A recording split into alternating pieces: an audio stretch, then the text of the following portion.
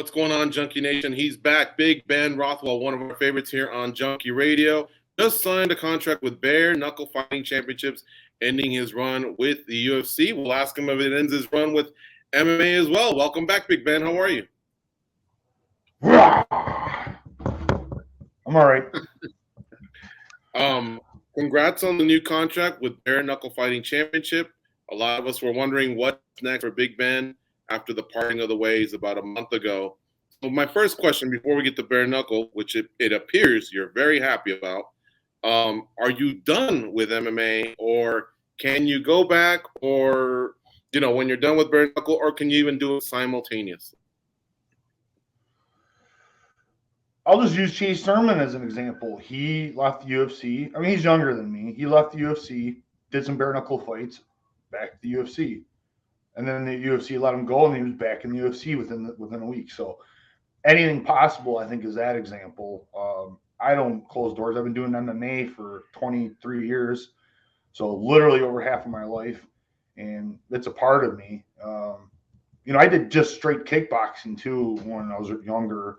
So I'm kind of open for everything. I love boxing, so going to BKFC was pretty natural for me. I've been boxing a long time. It's always been part of my MMA training. But yeah, people know I'm an avid Brazilian Jiu-Jitsu practitioner, having the honor of learning from someone like Luis Claudio, and who comes from Hicks and Gracie. So I've definitely got some of the finest Jiu-Jitsu around teaching me, and could do grappling tournaments perhaps. And MMA always, I'm doing well and I get people excited,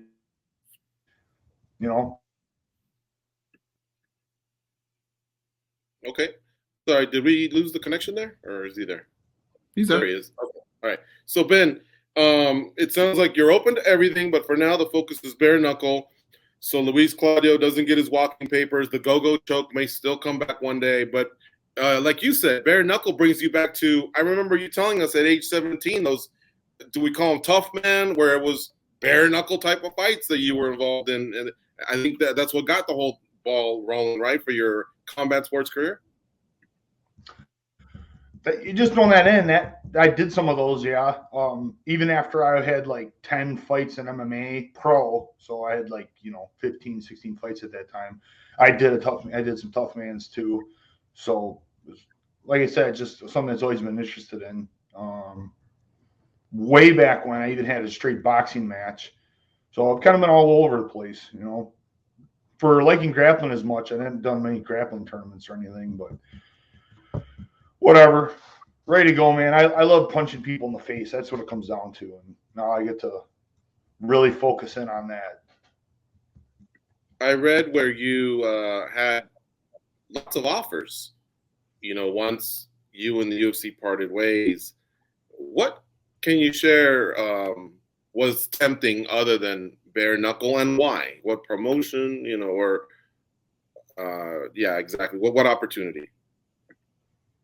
It wasn't, we didn't get too far into it. There were just like talkings, rumblings, and BKFC just came with a very, very strong, hey, we want this guy. And they were kind of throwing around ideas and offers, and they came with such a strong offer. I said, this is for me. They're obviously came out right away the hardest, showing interest in me. And you hear David Feldman just said, yeah, this guy's a great fit for us. So we see eye to eye.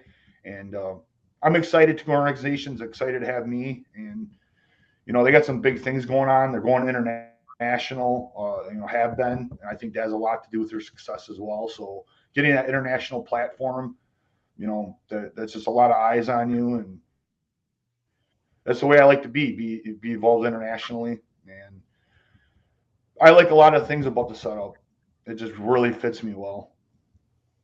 So they didn't just blow you away with numbers, financially. There was something about the organization that just drew you, is what you're saying? Yeah. Yeah, like a lot of the things outside of just the straight up contract numbers, opportunity for sponsorships, which I know like your organizations, some of these things are open, but that just for me, having the freedom to, kind of build myself, be the person that I need to be, it looks like that in other organizations, but there's still a lot of things are changing around. And BKFC is still like letting fighters do their things. They let guys crack beers open at the weigh-ins. I mean, it's hilarious, you know. They just kind of letting guys do their thing and have a good time. And you know, there's just some good things. I can't get to be an entertainer. It's what I love doing most of all is the way that people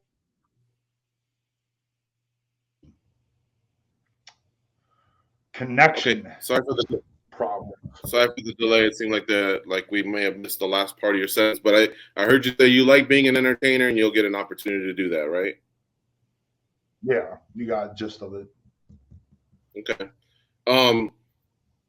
It's kind of great to read, I guess, that you actually controlled your destiny.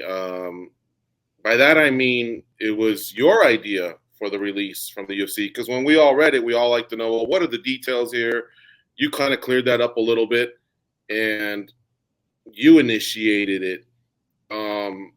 Was it with like, you know, a sound mind? Was it emotional, I guess, or was it just, you know, you making proper business decisions that a prize fighter would make? Because I know sometimes like people just they'll make a decision based off of emotion, I guess. Yeah, and emotional decisions usually, you know, probably aren't good ones. If that's how you're acting, I'm just mad at them, so I'm going to get released, ask for my release, and hope things happen. And that probably, you know, might have worked out for me, but strategically might not have. So this is something obviously I thought about. I've been at the UFC for almost 13 years. You know, I was there always to try to get the belt. You know, I was there to make my name and be known as one of the best fighters in the world. And I think a period of time, it was clear that I'm one of the best fighters in the world. As time went on, just things have been changing with the industry and the way they do things, and it's less and less exciting for me. It's just like, hey, it's about fighting for money at this point in time. So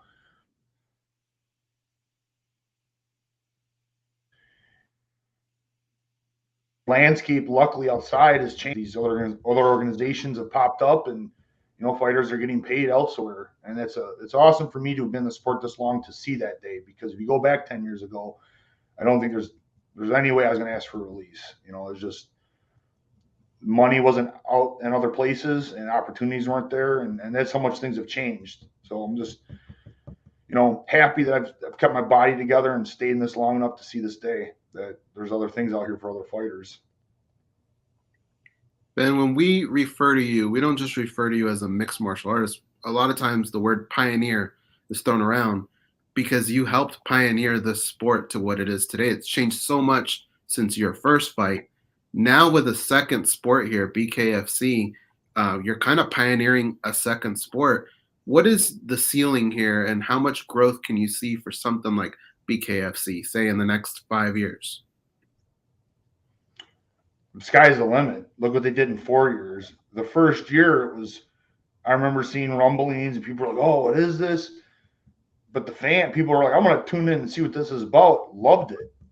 And that has just continued year after year. You know, the fighters are getting more exciting, and people know what they're getting. There'll be no lay and pray. And do, you know, this is 10 minutes plus, you know, the few rests in there. I think it's 14 minutes total that goes the whole way of nothing but striking and guys with bare fist, men and women just going at it. And the people that watch it see how exciting it is. Very fan friendly. And that's essentially what do people love to watch about in an MMA fight? They love to see a knockout. You know, what makes the crowd erupt more than anything is this crazy knockout. So we've just taken away a lot of the stalling parts of it and made it just the most exciting part. So it's sky's the limit in my mind. I think more and more people see it and see that, yeah, this is people that love combat sports. They're going to love BKFC. When we speak to people that are in the PFL, it's not usually until the second season where they say, okay, I've figured this out. Now I'm going to apply everything I learned, and this is when you're going to see the real fighter in season 2. With BKFC, it's so different. Have there been people that you've been able to lean on and get advice from? Is this just going to be kind of a trial and error this first fight, or do you think you have it dialed down as far as the hands go and how to throw them, how to prep them, all that stuff? Yeah, I've been throwing these things for a long time, and it doesn't matter what the gloves or no gloves. As you've heard, I don't wrap my hands for a long time, so I think that was a big thing with BKFC fighters is like, yeah, these, we don't wrap our hands because boxers and MMA guys have to. And I'm like, well, I've been one of you for this whole time. So I'm all about it. No restrictions on my hands. And, God bless that these things are, it's some of the strongest weapons I got, is my hands. I've won many, many fights with knockout. So for me, it's very natural fit. Guys some people are very adamant about their hand wraps. And now I could see that totally messing up their head going to BKFC. And they're like, well, what do you mean I can't wrap my hands? That could be a real mental challenge. That could take someone out of the game. They might not even want to do this. So there is that side of it. Obviously it was kind of already meant for this. I've been doing this for no hand wraps for many years already. So it's good. I'm happy. What have you already learned from your own experience of boxing and Tough Man? And then you've probably chatted with people that have been in BKFC. What changes in terms of cardio and strength and conditioning preparation? It's the times are different. Your recovery is different in between rounds. But what have you heard? Like, hey, more road work, less of this, more of that?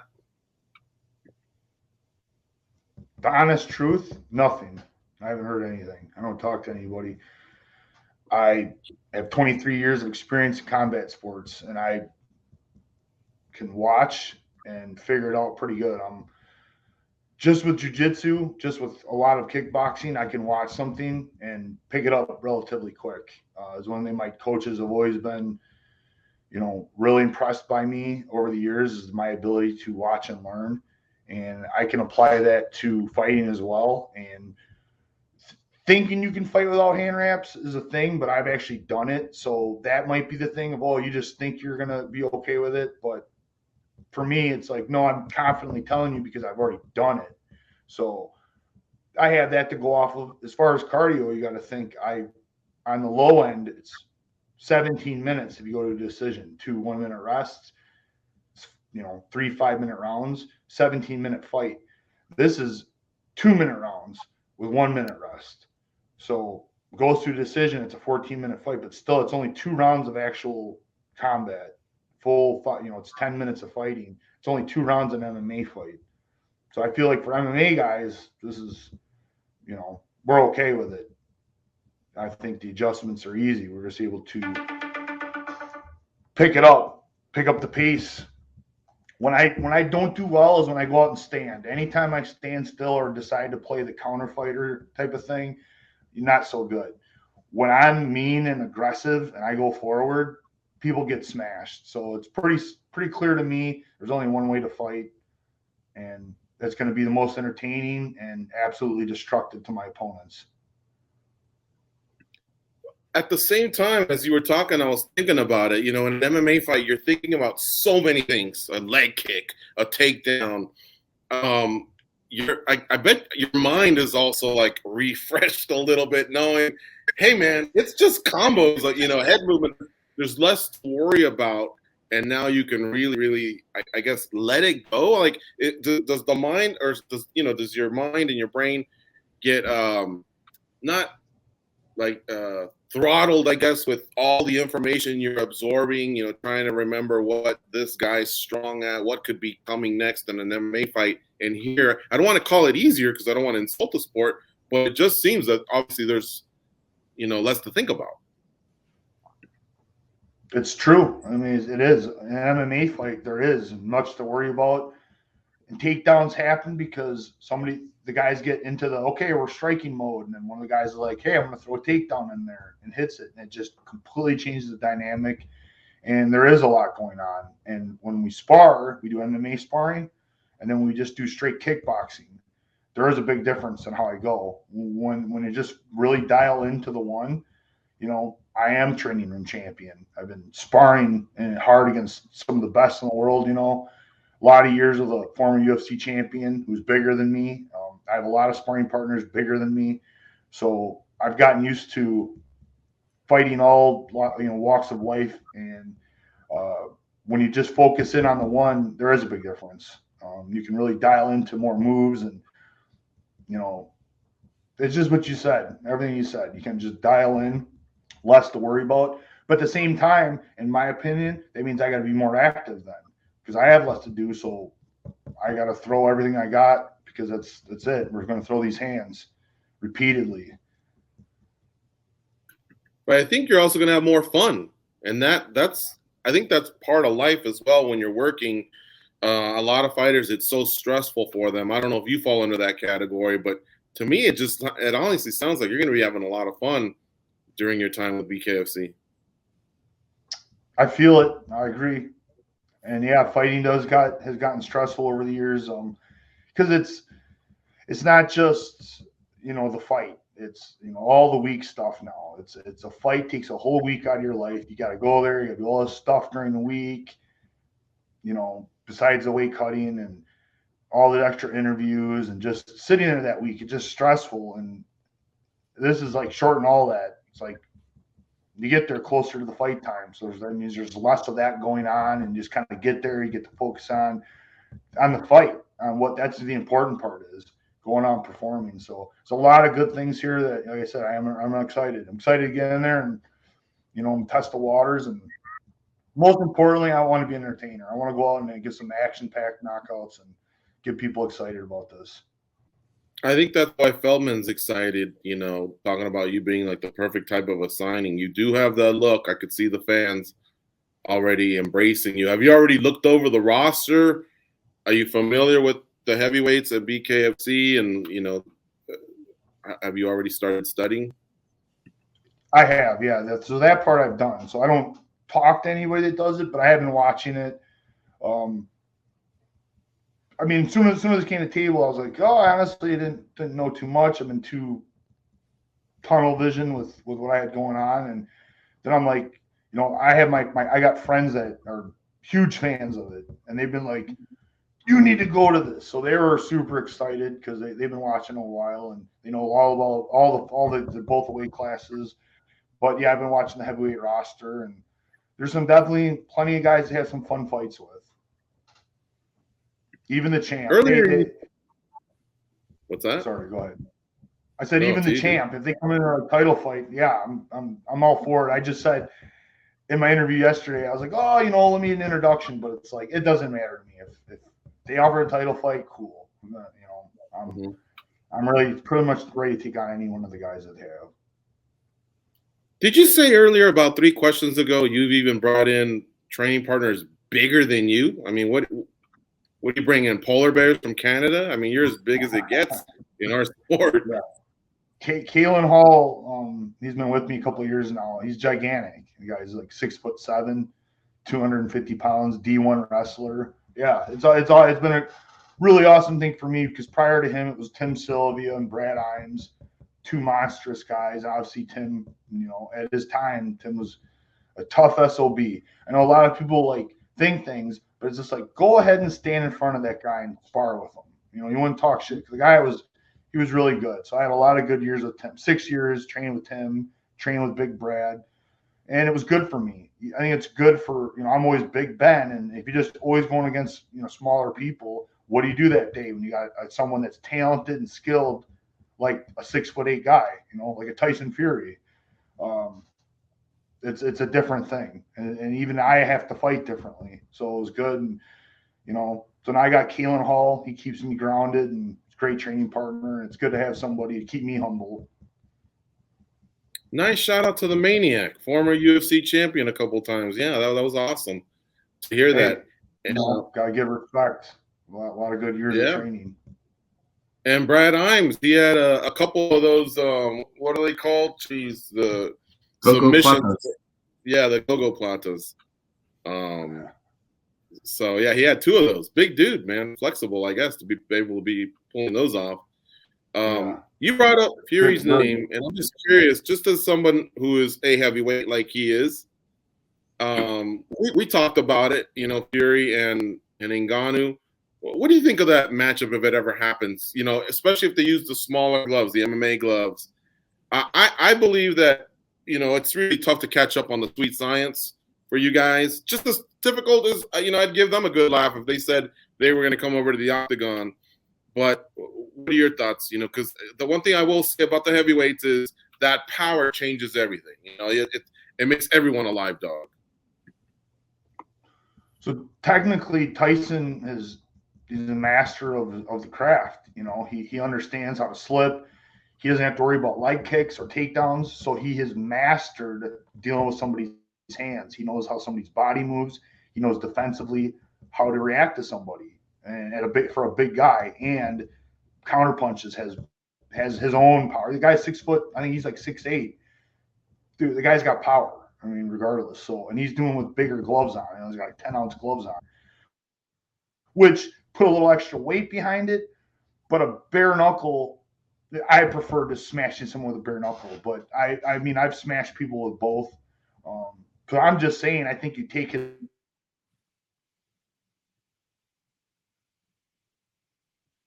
weapon. Nagano, freakish, but he just is freakishly powerful. He's got some crazy power, and they say, can you knock out Tyson? If he connects, the man can knock out probably anybody on the planet, no doubt. I mean, he is just massively powerful, very good shape. It's just a matter of is he able to hit Tyson? That's the thing. Can he get in there and get it? Because I feel like Tyson is very good at avoiding those shots and then giving them. And how does Nagano gonna do getting hit like that? Because he's been very good and fortunate to really not getting hit, Nagano. So I think that's had a lot of his successes. He's avoided getting hit. But Tyson is probably better than all the guys that Nagano's fought at hitting people. So I think it's a very intriguing matchup. I think a whole bunch of people will watch it. I would. As would I. All right, last question, Ben. I just thought of this one. I thought of it yesterday. I should have slipped it in when we were talking about MMA. And this one is more because I kind of know you personally, but you had thought that based off what the UFC told you, hey, fight first and then we'll talk, that, like it was maybe a writing on the wall. And I wanted to ask you, why did you think that? Because I've known you since IFL. You were very impressive there, undefeated. And then, your UFC run, which came afterwards, I guess with the Affliction fights as well. I mean, you had like this 15-year stretch of being like a top 10 heavyweight, reaching top 5, having that win streak that almost made you a title contender. What made you think that, like, for example, Arlovsky's still chugging along, that maybe things might not go your way, even if you fought, performed, and won? Okay, real quick. When I was on a 4-fight win streak, I was the title contender, and I made a big mistake taking the fight against the guy on a loss. It was one of the dumbest technical matchmaking errors, and it was costly. And I went and fought Junior Dos Santos in Croatia. And there's a whole other story to that. I don't even want to get into all of that. And that was it. I went and took that fight, lost that decision, and it set me way back.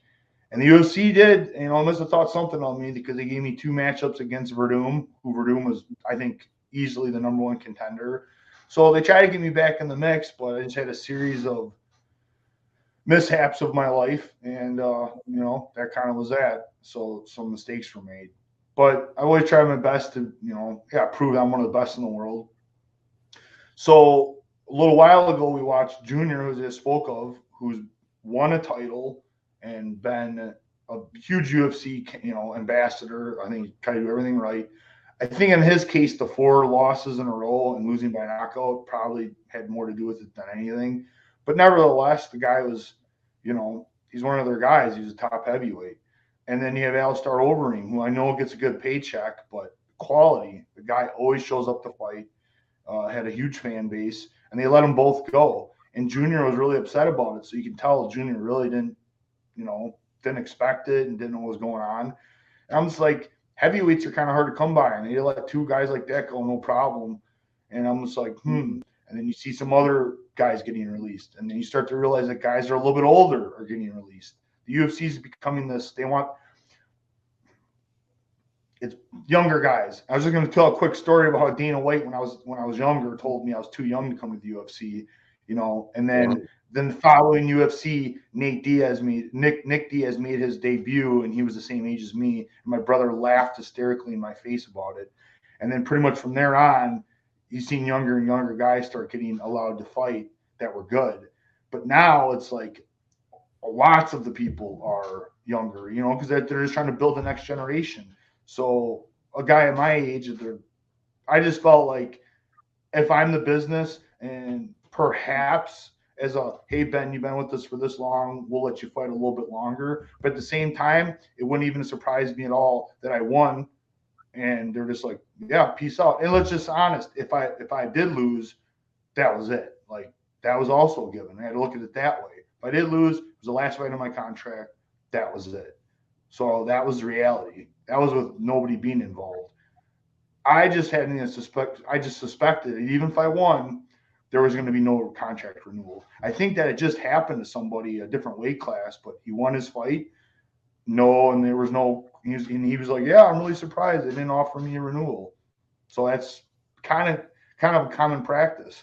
So, like I said, I stay outside watching, but I do try to pay attention, and that's some of the things that I picked up on. So it just felt like if I was going to make a move elsewhere, it seemed like this was the time to do it. I didn't really want to wait. I didn't want to fight in May, wait. Whatever happened. Then we're trying to negotiate in the summer. No, I just skipped all that. I'm already signed. I'm ready. Now I'm ready to fight in the summer for a new home. Yeah. So it worked out. Yeah, it sounds like it was well played. And that's exactly what I was trying to say, was heavyweights are hard to come by, especially ones like yourself, that consistency. And there's this cult-like following you have that I think Ghost and I have shared with you in the past. And I don't know if you believe it or not, just like guys like you and Matt Brown, there's a lot of people, hardcore fans, that cheer for you guys when your name pops up. And so, yeah, it's a bummer, and I know Matt's, he only has maybe a handful of fights left as well, but I guess that's something we accept. But it also makes us happy as fans when you can dictate your own future, and it appears you've done that, and you laid it out perfectly clear and respectful, I might add, and you used great examples. The Junior Dos Santos example was a great example. You know what? It says 28 minutes here, so I'm going to thank you for the 30 minutes you spent with us, because I'm going to use up that last minute and 45 seconds on this last question, because I thought of it as you said it. Junior kind of like is having a little bit of fun dabbling with pro wrestling. Now he's coming back to MMA. And you've always had that look. Have you ever gotten any offers around WrestleMania time or these new promotions that just go, that guy's got the look, man. He could do something in this sport? That's funny. I think I could do well, but I don't know, because I've never practiced. I've never gotten in the ring and worked it. But I love the little character, and I could play roles and adding in, doing the action. It looks like it'd be a lot of fun. My therapist, Dr. Graziano, is an absolute huge fan of wrestling, and all the time talks about what kind of character I could be. And he'd be my manager, Big Daddy D Schlick, and he'd walk me out and we'd wrestle. So yeah, we laugh about it all the time. Yeah, who knows, right? Wrestlers, It's pretty cool. They have life past 40 years old. Some of these guys, I'm absolutely amazed by their athleticism and what they're doing at the age of 50 or 60. Yeah. I think Sting, that's like wild. And but they're having fun. That isn't like, they have to. These guys like really love it, and that's just, how can I not look up to that? So props to those guys. It's awesome what they do, and Hey, like I said, doors open for whatever. I just like to have a good time too. And We still got real 5 quick. seconds. You told me. Thank you, Junkie Nights. You cut off right at 30, because I was trying to thank everybody. You said all the fans that backed me. Go for it. I love, it's just like honestly, I said one of the not being able to fight in a stadium for this last few years. Yeah, it's okay. I did it one time, and I'm like, yeah, I think I like it. It's quieter, blah blah blah. Yeah, I was done with that after the first time. Then once I did it a couple more times, I'm like, this sucks. I love the fans. This is what when I win, that is the coolest thing, is having the fans there to sign autographs and to take pictures, and it's a good time. And coming to see you guys when you did your party, meeting all the Junkie Nights. I mean, that's what it's about. That's what I love the most. Yeah. The last one I was going to slip in, because we had like 5 seconds, and I was going to just try and fill that time. Does Goes look more like Danny Trejo or David Beckham? One or the other? Who? Danny Trejo or David Beckham? Who does look like those two? Goes. Which one does he look closer to? Oh, Goes. If I got him like a tattoo neck, I think, or something, Danny. I don't have a neck to tattoo. Where do you even see a neck? I'm like R2D2. Danny got like two cool, like wild tattoos and stuff. I don't know. He's hilarious though. You're hilarious. We love having you on. Good stuff, guys. All right, Big Ben. Thanks for the time as always. Glad to see you smiling. Look forward to your fights this summer. So just a few months away. And go out there and do your thing. Oh yeah. Thank you guys so much.